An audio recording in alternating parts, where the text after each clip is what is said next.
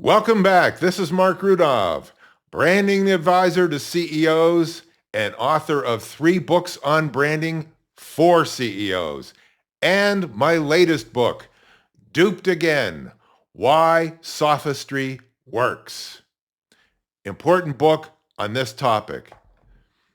And what is this topic? Will Biden debate Trump? Yesterday, April 26th, Joe Biden appeared on the Howard Stern show. And Howard Stern asked him if he will debate Trump. Watch. Can I tell you a fantasy I had? I don't know if you're going to debate your opponent. I am somewhere. I don't know when. Yeah. I'm happy to debate him. This is how I would handle it. Tell me if I'm nuts. Well, I am nuts, but tell me if this is accurate. I would stand there on stage with Trump and I would repeat over and over again, excuse me, please find me 11,000 votes so that I can win the election. I would just repeat that over and over again. And then I'd say to the audience, what are we debating?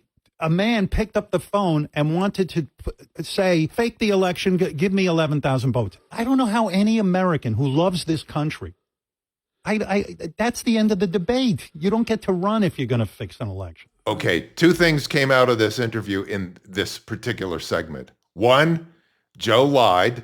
He's not going to debate Trump. A, he just doesn't feel like it. B, he can't do it. He doesn't have the compos mentis to do it. He can't even go into a convenience store to order a milkshake. He doesn't have it. But the other thing that came out of this clip is the lie about the Georgia election in 2020. You heard Howard Stern say that Trump demanded 11,000 votes to be fabricated so he could steal the election. That was a lie. And Joe Biden, the pot calling the kettle black. Let me digress here. You remember the 51 former intelligence officials who signed the letter stating that the Hunter Biden laptop was Russian disinformation. Well, who orchestrated that? Tony Blinken, current Secretary of State, and Mike Morrell, a former CIA deputy director and acting director. And Mike Morrell admitted that he participated in this because he wanted Joe Biden to win the election. If that's not rigging an election, I don't know what is.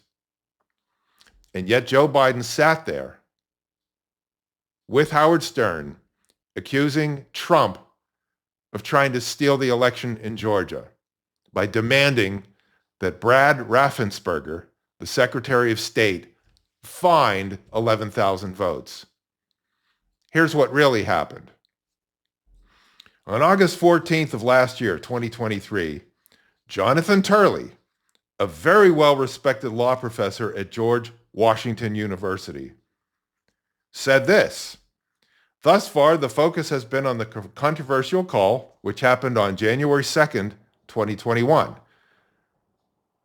This was right before the inauguration and right before January 6th, that Trump had with Georgia officials, namely Secretary of State Brad Raffensperger, a call widely cited as indisputable evidence of an effort at voting fraud.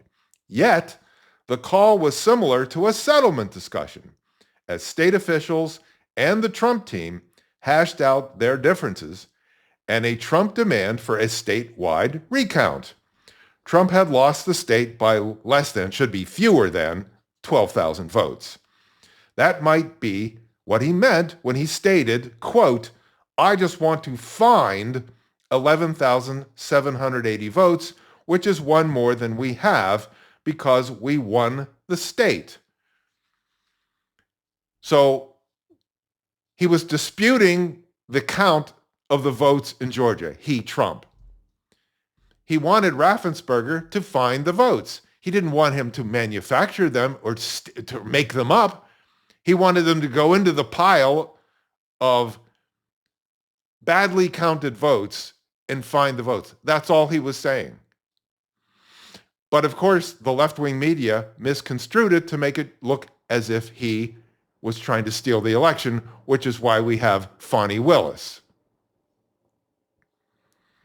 So the whole point is that lie after lie after lie after lie, lie after lie after lie after lie. That's Joe Biden's life. But why does he do it? He does it because people believe him. They accept his lies. Trump should be winning 99-1 in the polls, but he's not winning 99-1 in the polls. He's winning anywhere from a couple of votes to 10 votes from state to state. Why is it that close? Because half the people, at least in this country, believe Joe Biden's lies. They accept Joe Biden's lies. That's why I wrote this book, to explain why people lie and why people believe and accept lies. It's a lot more than you might think. A lot of people don't like to look into the mirror to understand themselves. We've all been duped in our lives. And it hurts us financially, morally, in all kinds of ways. That's why I wrote this. Who was the catalyst? Joe Biden. Because everything coming out of his mouth is a lie. You can find it at dupedagain.com. I urge you to read this book and to share it with your friends. Once again, Joe Biden is not going to debate Donald Trump. No way, no how, another lie. This is Marc Rudov at marcrudov.com and dupedagain.com. Until next time.